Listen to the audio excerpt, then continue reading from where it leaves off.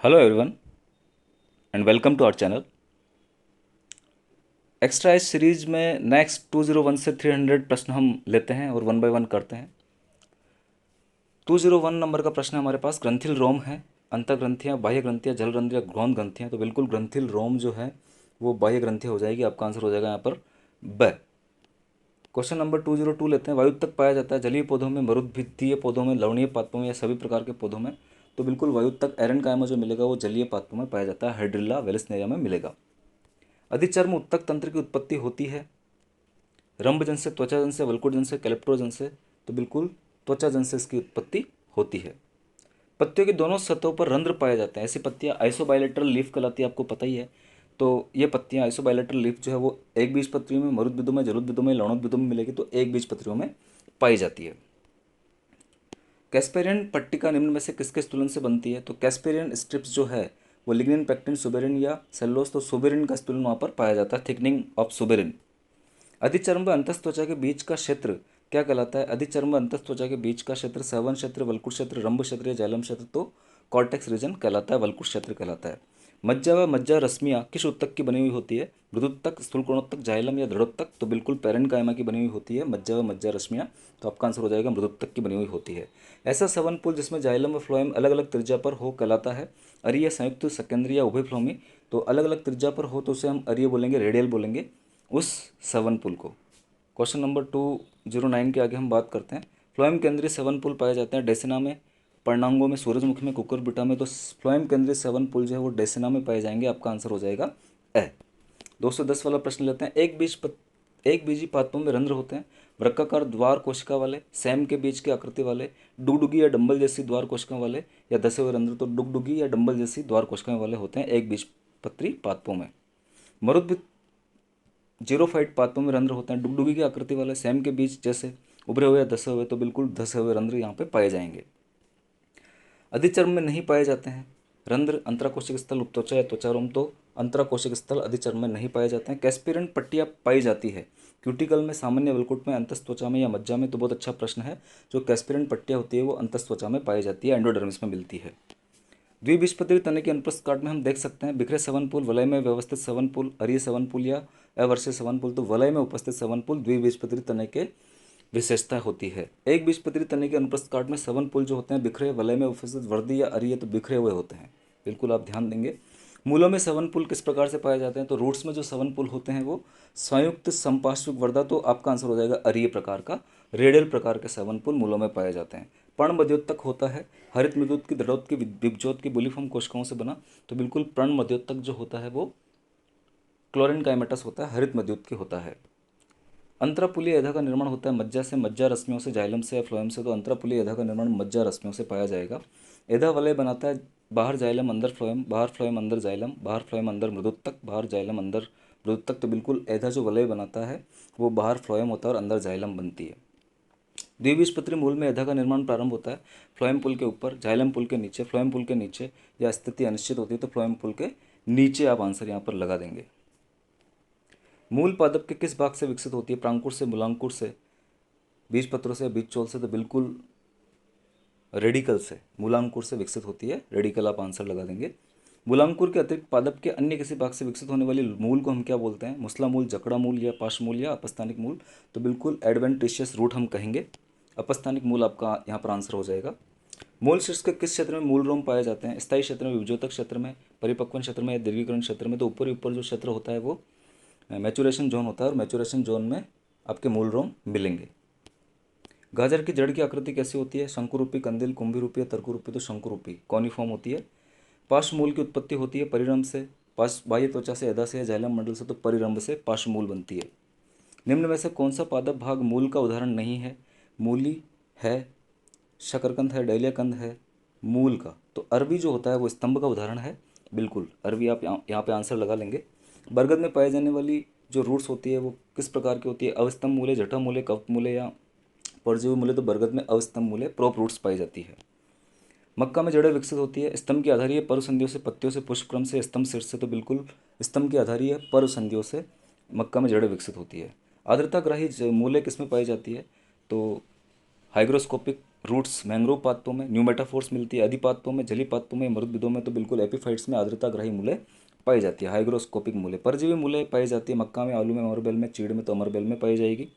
तने में शाखाओं की उत्पत्ति होती है अंतर्जात बहिर्जात पर्ण से या मूल शीर्ष से, तो तनों में शाखाओं की जो उत्पत्ति होती है वो एक्सोजेनस होती है, बहिर्जात होती है। आपका आंसर हो जाएगा बहिर्जात। कुछ स्तंभों पर मिलने वाली धागे सदस्य संरचनाएं क्या कहलाती है? शूल, प्रतान, पर्णाभ, पर्व या अंकुश या तो टेंड्रिल कहलाएगी, प्रतान कहलाएगी। पर्णाभ पर्व का उदाहरण है, पर्णाभ पर्व का उदाहरण है क्लेडोड। बिल्कुल आप यहाँ पे ध्यान देंगे, इसे हम क्लेडोड बोलेंगे, क्लेडोड। और क्लेडोड का एग्जाम्पल आपका शतावर होता है, रसकस भी होता है, एक रसकस भी आप यहाँ पर याद रख सकते हैं। तो दोनों उदाहरण पर्णाभ पर्व के हो जाएंगे। फिल्लोक्लेड का उदाहरण है नागफनी। नागफनी जो फिल्लोक्लेड या पर्णाभ स्तंभ का उदाहरण है, ये भी आप यहाँ पर ध्यान रखेंगे। जलकुंभी उदाहरण है भूस्तरी, अंतःभूस्तरी, भूस्तरिका या ऊपरी भूस्तरी। तो जलकुंभी जो होता है वाटर हाइसिंथ, वो भूस्तरिका का या ऑफसेट का उदाहरण होता है, आप यहाँ पे ध्यान रखेंगे ऑफसेट। नागफनी में प्रकाश संश्लेषी अंग होता है, तो नागफनी में प्रकाश संश्लेषी अंग तना होता है। बिल्कुल आप डायरेक्ट आंसर लगा सकते हैं, तना। मटर में फलक रूपांतरित हो जाते हैं कांटों में, शल्कों में, प्रतान में, तने में। तो मटर में जो फलक है वो प्रतान में, टेंड्रिल में रूपांतरित हो जाते हैं। बिल्कुल आप ध्यान देंगे। फूला हुआ पर्णाधार क्या कहलाता है? तो फूला हुआ पर्णाधार जो है पर्णवंत तल्प, आच्छादित, पालीवत या पिच्छक, तो पर्णवंत तल्प या पल्विनस कहलाता है। बिल्कुल आप ये याद रखेंगे, पल्विनस। और ये छुई मुई में पाया जाता है। समानांतर सिराविन्यास नहीं पाया जाता है मक्का में, घास में, गेहूं में। समानांतर सिराविन्यास जो है वो एक बीज पत्र में मिलेगा, तो मक्का में मिल सकता है, घास में मिलेगा, गेहूं में मिलेगा, लेकिन बरगद में ये नहीं पाया जाएगा। घट पादप में घट पर्ण के किस भाग का रूपांतरण होता है? पर्ण शीर्ष, पर्ण फलक, पर्णवर्ती अक्ष का। तो पर्ण फलक का रूपांतरण होता है, आपका आंसर हो जाएगा ख।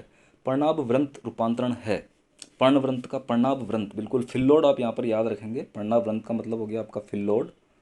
और ये फिल्लोड जो है वो ऑस्ट्रेलियन अकेशिया में पाया जाता है, और ये पर्ण व्रंत का रूपांतरण है। उदाहरण भी आप याद रखेंगे, ऑस्ट्रेलियन अकेशिया। बहुपिच्च संयुक्त पर्ण का उदाहरण है, तो जो बहुपिच्च की मल्टीपिन्नेट कंपाउंड लीफ जो है वो किसमें मिलेगी? सहजन, बबूल, इमली, गाजर, तो गाजर में पाई जाएगी। पर्णक प्रतान का उदाहरण है लीफ टेंड्रिल, मटर, गोभी, गाजर, आलू, तो मटर पर्णक प्रतान का उदाहरण हो जाएगा। अवशेषी पर्णे किसमें पाई जाती है? यानी एब्जॉर्बिंग रूट्स जलीय पादपों में, मरुद्भिद पादपों में, लवणीय पादपों में, समुद्भिदों में, तो जलीय पादपों में मिलती है। 80 मार्क्स से पुष्पक्रम के पुष्पी अक्ष की वृद्धि होती है, तो सीमित, सतत, अनियमित, रुक रुक कर, तो बिल्कुल सतत कंटिन्यूस होती है। यौगिक 80 मार्क्स या पेनिकल, बिल्कुल आप ये याद रखेंगे, इसे हम पेनिकल बोलते हैं। और ये पेनिकल जो है पुष्पक्रम वो किस में मिलता है? शहतूत में, गेहूं में, अमलतास में। तो बिल्कुल यौगिक 80 मार्क्स जो है वो आपका अमलतास में पाया जाएगा, आपका आंसर यहाँ पर हो जाएगा अमलतास। अब आंसर लगा लेंगे अमलतास। ऐसा पुष्पक्रम जिसमें पुष्प अवरंत व एकलिंगी होते हैं, कैटकिन, स्पाइक, पेनिकल, रेसिमोस, रेसिम, तो कैटकिन आप यहाँ पे लगा लेंगे आंसर। कोलोकेशिया अरबी उदाहरण है, अरबी है, केला है, ये किसके उदाहरण है? तो स्पेडिक्स, स्पाइक, नतकणिश, स्पाइकलेट, तो बिल्कुल स्पेडिक्स के उदाहरण है। समसिक कोरिम पुष्पक्रम निम्न से किसमें पाया जाता है? तो समसिक कोरिम पुष्पक्रम जो है धनिया, सौंफ, मेथी, तो इनमें नहीं मिलेगा, धनिया में नहीं मिलेगा, सौंफ में नहीं मिलेगा, मेथी में नहीं मिलेगा, आइबेरिस में पाया जाएगा। पुष्पक्रम किस पादप में पाया जाता है? ये क्वेश्चन आप कर लेना यहाँ पर, पुष्प छत्र पुष्पक्रम आप लिख लेंगे, पुष्प छत्र पुष्पक्रम, या इसको हम अम्बल भी बोलते हैं। अम्बेल पुष्पक्रम जो है वो किस में पाया जाएगा? तो अम्बेल पुष्पक्रम इन्फ्लोरेसेंस जो है वो यहाँ पे ऑप्शन है धनिया, सौंफ, जीरा, तो सभी में पाया जाता है, तो आपका आंसर हो जाएगा अम्बेल प्रकार का पुष्प छत्र पुष्पक्रम या छत्रक पुष्पक्रम जो है वो सभी में मिलता है। मुंडक में कितने प्रकार के पुष्पक पाए जाते हैं? मुंडक, कैपिटुलम, बिल्कुल कैपिटुलम में कितने प्रकार के होते हैं? तो दो प्रकार के पुष्पक होते हैं, डिस्क फ्लोरेट और रे फ्लोरेट। तो आपका आंसर हो जाएगा डायरेक्ट कै और ख दोनों, बिंब पुष्पक और अर पुष्पक। मुंडक पुष्पक्रम किसमें मिलता है? कैपिटुलम। इनफ्लोरेसेंस किसमें पाया जाएगा? धनिया, सौंफ, मेथी, सूर्यमुखी, तो बिल्कुल मुंडक प्रकार का पुष्पक्रम सूर्यमुखी में पाया जाएगा, हेलियंथस एनस में मिलेगा। युक्त कोशी पुंकेसर पाए जाते हैं। युक्त कोशी का अर्थ है सिनजेनेसियस, तो सिनजेनेसियस का अर्थ हो गया कि पुतंतु तो अलग अलग होते हैं लेकिन परागकोश जो है वो जुड़े हुए होते हैं। तो ये कंडीशन गुड़हल में, सूर्यमुखी में, खीरा में, सेमल में, तो सूर्यमुखी में। और एक एग्जाम्पल आप और भी याद रखेंगे, ट्राइडेक्स में भी पाई जाती है युक्त कोशी पुंकेसर। ऐसा दल विन्यास जिसमें दलों के किनारे आपस में एक दूसरे को छूते हैं, ढकते नहीं है, ये कौन सा कहलाता है? तो वेलवेट कहलाता है, डायरेक्ट आप आंसर लगा सकते हैं वेलवेट प्रकार का, और इसे हम हिंदी में बोलेंगे कोर स्पर्शी। बिल्कुल आपका आंसर यहाँ पर हो जाएगा कोर स्पर्शी, लगा देंगे आप। स्वास्तिकार दलपुंज किसमें पाया जाता है? गुलाब के पुष्प में, सरसों के पुष्प में, धतूरे के पुष्प में, गुड़हल में, तो सरसों के पुष्प में, मस्टार्ड में पाया जाता है स्वास्तिकार दलपुंज। अष्टी फल और बद्री फल में मुख्य अंतर क्या है? अष्टी फल को हम ड्रूप फल बोलते हैं और बद्री फल को हम बेरी बोलते हैं, बेरी। ठीक है। तो अष्टी फल जो है, ड्रूप फल जो है वो कोकोनट में, आम में पाया जाता है, मैंगो में मिलता है। बेरी फल टमाटर और अमरूद में मिलता है। तो मुख्य अंतर जो है वो जाएगा ऊर्ध्ववर्ती अंडाशय का, युक्तांडपी का, गुठली युक्त अंतफल भित्ति का, गुदेदार मध्य फल भित्ति का। तो गुठली युक्त अंतफल भित्ति का यहाँ पर आपका अंतर हो जाएगा। वेस्ट में स्पोटी फल होते हैं, साइजोकार्पिक फ्रूट, सूखने के उपरांत शीघ्रता से फट जाते हैं, सूखने के पश्चात अनेक वेश्मों में फटते हैं, सूखने के पश्चात पानी में गिरने से फटते हैं। इनमें से कोई नहीं तो सूखने के पश्चात अनेक वेश्मों में ये फट जाते हैं, वेश्म स्पोटी फ्रूट हो जाएंगे। शिंब फल या लेग्यूम फल को एक सेवनिक से पहचान सकते हैं क्योंकि शिंब की विशेषता है, इनका आकार बड़ा हुआ कम बीज वाले होते हैं। इनमें फल केवल एक सीवन से फटता है, इनमें फल दोनों सीवनों से फटता है, इनमें आधारी बीजांड। तो इनमें फल जो होता है वो दोनों स्यूचर से फटता है। आपका आंसर हो जाएगा स। क्वेश्चन नंबर 258 की बात करते हैं। बहिर्भित्ति चमड़े के समान, मध्यभित्ति तंतुमय, अंतर्भित्ति वेश्मों में बटी हुई व रसीले रोम युक्त कौन से फल का अभिलाक्षणिक गुण है? तो बिल्कुल आपको ये सारे फीचर पढ़ने के बाद आपको नारंगी और नींबू याद आ रहा होगा, तो यहाँ पर आपका आंसर हो जाएगा। डायरेक्ट आप आंसर लगा सकते हैं। नारंगक पोम एम्फिसार का पीपो तो नारंगक, और इसको हम बोलते हैं हेस्पेरिडियम, हेस्पेरिडियम। आप ये भी इंग्लिश नाम भी याद कर लेंगे, नारंगक फ्रूट। निम्न में से भ्रूणपोषी का उदाहरण है? गेहूं, चना, मटर, मूंगफली। तो बिल्कुल गेहूं। निम्न में से किसके बीजों में परिभ्रूण पोष पाया जाता है? नारियल, काली मिर्च, गेहूं, चना। तो काली मिर्च। बिल्कुल अच्छा प्रश्न है, याद रखेंगे आप। पादप वर्गीकरण की आधारभूत इकाई है? अंतरजातीय वर्ग, जातीय वंश या कुल। तो जाति। टेक्सोनोमी का जनक किसे कहा जाता है? तख्तजान, लिनियस, बेंथम हुकर, थ्योफिस्ट। तो लिनियस को कहा जाता है। जाति की सबसे अच्छी परिभाषा है? जीवों का समूह जो साथ साथ जीवित रह सकता है, जीव जो अंतरा प्रजनन कर सकते हैं, जीव जो अंतरा प्रजनन नहीं कर सकते, उपरोक्त में से कोई नहीं तो इंटरब्रीडिंग कर सकते हैं, उन्हें हम एक ही जाति के सदस्य कहेंगे। पौधों का प्राकृतिक वर्गीकरण किसने दिया था? Hutchinson, Engler, Prantl, Mather, Bentham Hooker, John Ray. तो बेंथम और हुकर ने दिया था प्राकृतिक वर्गीकरण।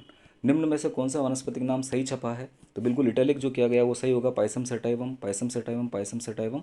पहला अक्षर बड़ा, दूसरा अक्षर छोटा, तिरछा जो आएगा तो स आपका आंसर यहाँ पर हो जाएगा।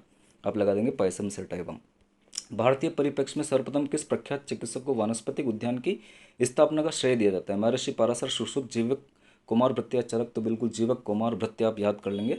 वानस्पतिक उद्यान निम्नलिखित में से किस अध्ययन में उपयोगी है? पौधों की पुनर्स्थापना व दशानुकूलन, एक्लिमेटाइजेशन, खरपतवार के नियंत्रण और उन्मूलन में, प्रदूषण नियंत्रण में। तो सभी में, उपरोक्त सभी आपका आंसर आ जाएगा।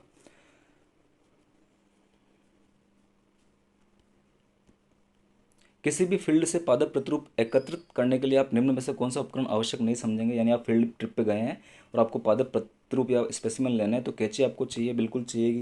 वेस्कुलम आपको चाहिए, पादप प्रेस भी चाहिए। तो इलेक्ट्रिक हीटर की कोई हमें ज़रूरत नहीं रहेगी। तो आपका आंसर यहाँ पर हो जाएगा स।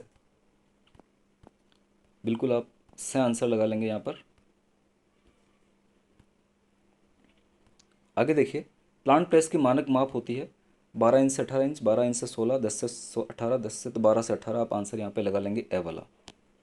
भारत व इंग्लैंड में कौन सी वर्गीकरण पद्धति के आधार पर संग्रहालय व्यवस्थित किए गए हैं? De Candolle, Bentham Hooker, Oswald Tippo. तो बेंथम हुकर डायरेक्ट आंसर आप लगा लेंगे। शीट का स्टैंडर्ड साइज होता है 11.50 इंच से 16.50 इंच। हर्बेरियम सीट, बिल्कुल आप प्रश्न में हर्बेरियम लिख लेना, हर्बेरियम सीट का, हर्बेरियम सीट का माप यहाँ पर पूछा गया है। तो हर्बेरियम शीट का स्टैंडर्ड साइज जो हो जाएगा 1150, 1650, 1250, 1652, 1045, 1843 और हमारे पास है 1053। तो बिल्कुल आपका आंसर हो जाएगा 1150 से 1650। बहुत अच्छा प्रश्न है। मालवेसी, सोलेनेसी तथा लिनियसी में निम्न लक्षण समान होता है? अक्षीय बीजांडान्यास, पुंकेसरों की संख्या, पेदल पुंज की उपस्थिति, पुंकेसर। तो बिल्कुल एक्सियल बीजांडान्यास, प्लेसेंटेशन।